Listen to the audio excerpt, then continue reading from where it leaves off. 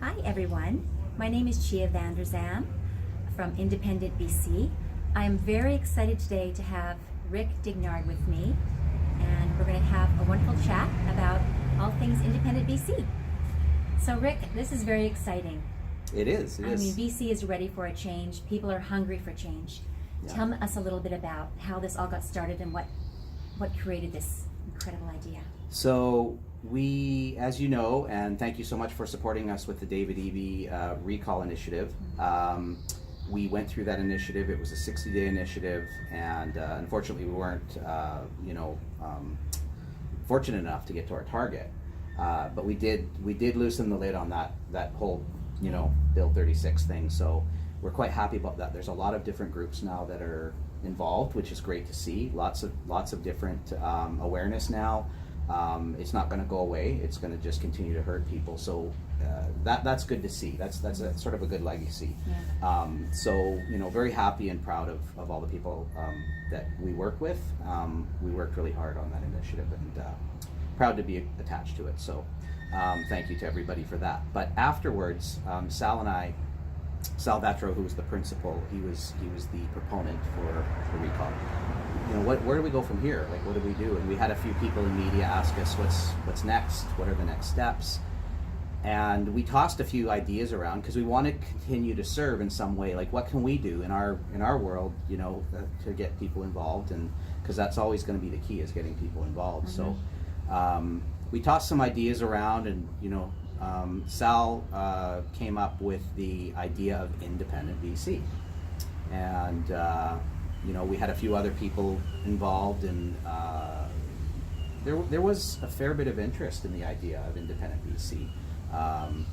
So we did a little bit more research on stats and history and all these things. Talked to different people in the political arenas, and we thought, this could get some traction. There's the possibility for it to get some traction because of the fact that we have such a massive demographic of people that don't vote.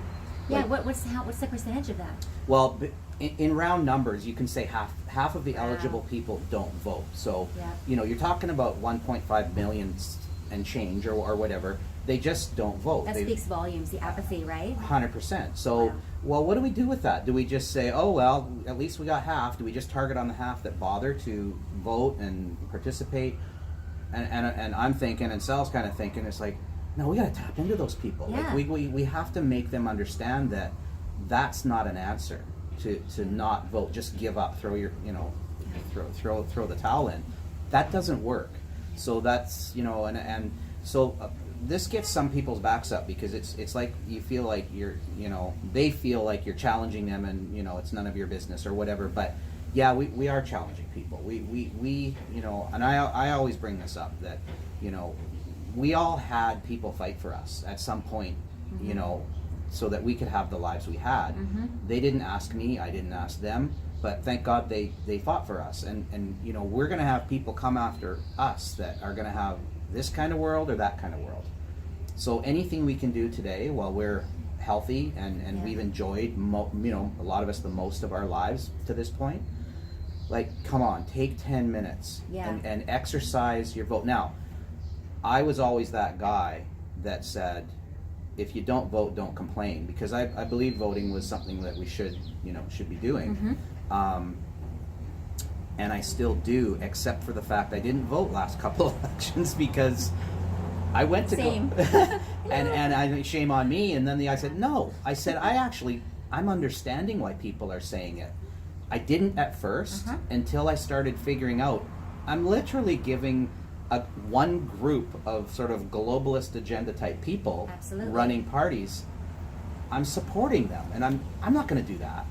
But if I had an independent that was speaking my language, meeting with me, trying to get the community, some education, because they may have knowledge beyond what we have of what goes on in the political arena, why would I not vote for somebody like that? Yeah. Like, that doesn't make any sense. Right, exactly. So this was an opportunity that Sal and I had talked about, and we've talked about this with lots of people. Like, and these conversations, people light up. Like we've gone through this process of building it, and every time I get to sit down with a person or a group of people, a lot of people light up at the idea Yes. that Yeah. I don't actually have to vote for a party or what somebody tells me to do or whatever. So we kind of got inspiration from reactions of people. So Yeah. that's why Independent BC was created. So I hope that's a long way to answer your No, question. that's a good. People have been so indoctrinated, sort of, to just vote this way from their families or just the media. Yeah. So to have a fresh opportunity, a fresh idea, Yeah. people are really, I'm saying, they're hungry for a change. They've seen what's happening. Right, and They're they're not hungry for a new party, so to speak, because Yeah. there's, I don't know how many. I'll bet you there's 50 or more parties that Wow. are registered. I know that's a lot in Really? BC. 50? Yeah, I think it's like 50 or something Jeez, I like never- that. I never There's a realized lot that. anyway. Yeah. And also the fact that in historical terms, in our lifetime, independent, we've had them, but it's very few and far between, and it's a Yeah. really tough road for an independent on an island of their own to have any chance at all. Well, so what's the difference between an independent candidate and a party candidate then, essentially? So basically, what a party candidate has is they have basically a party machine. Right. The party machine has people donating money, and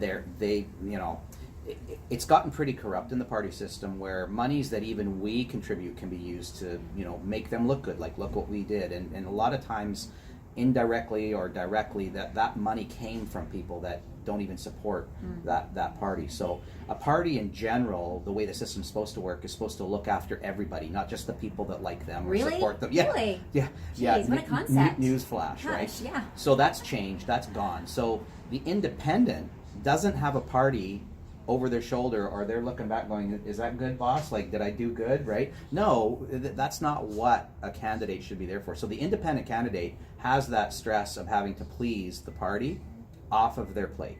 So that's huge.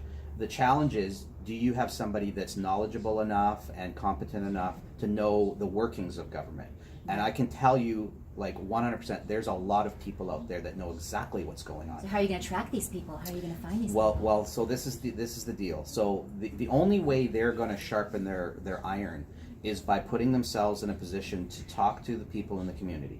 So we're going to be holding town halls, webinars, any kind of dialogue we can in any way we can, to get people that are interested in the actual issues, and they actually want to do something about it as opposed to complain.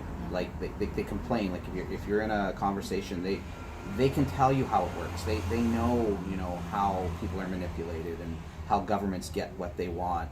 And we actually get fooled. That's why a lot of people, it's like, I'm not even gonna, if I don't participate, then I can't be manipulated. It's not the answer.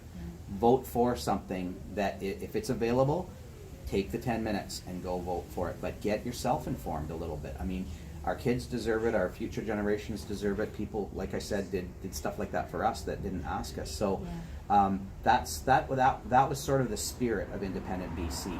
And I will say that BC actually was run only by independents before the turn of the last century. So it was always independent voices. To this day, it still is in Nunavut and Northwest Territories. So there's no Wow. parties. Right. Yeah, there's no Wow. parties. So they call it collaborative government. I think they use that term. But And how are they? well, I want to talk to more people from up north there. I don't hear a lot of complaints. Different dynamics. I mean, admittedly, it's smaller and whatnot, but it's more basic, which I think a lot of us can agree. When things were basic, we were a lot happier as a society. Simpler times. Yeah, it Simpler doesn't mean times. we have to get rid of. We don't have to go to Little House on the Prairie here. We can actually have a fair system that at least there's the possibility of having democracy, not the illusion of democracy. So we can sort of look back in history and take out some of the things that are good for us as a society, and put them in this current system, because the current system's just gone wild, and there's no levers, there's no consequences for politicians breaking the law. There's no consequences anymore. So there needs to be, and we can get our system back to a place where people can have confidence, and it's not about getting every single thing you want. It's just about being listened to, being heard, and having your voice in a safe environment. You're allowed to say what's on your mind, what's affecting you and your family, without being demonized for it. So that's where we want to get, and we can get there if people get involved. We will get there, because that demographic's the majority. Yeah. That 1.5 million that say I'm not voting is a majority government in British Columbia. Wow. If they were actually a registered party as do not vote, Yeah. that's a majority government. So That's crazy. we have that ability. We just Yeah. don't. We're conditioned to not believe it, to not see it. The Dutch farmers. We have the power. We absolutely have the power. We always have had the power. We've given it away. Given it away. So let's just stop blaming the bad guys, because there's a lot more good guys Yeah. that aren't. That's a waste. I mean, that's a waste of time anyway. Yeah, Let's it focus is. on the positive And- now. and we What outnumber- we can change to what we can change. Exactly. Not what we can't do about the past. anymore. Exactly. And we outnumber the bad guys. So Yes, we do. what are we doing? Throwing in the towel? Well, Yeah. how do you win anything Yeah. when you throw in the towel? So To wake up the sleeping, apathetic people Yes. and get those voters that Yes. don't vote and get the excitement going. So it's our conditioning that's actually more of a problem than the people that are taking advantage. They're more than Yeah. happy to see you stay home, sit on the couch. Well, that's what they want. Absolutely. They're more than happy because Absolutely. they've got us where we've Yeah. let them Yeah. put us. So And no more.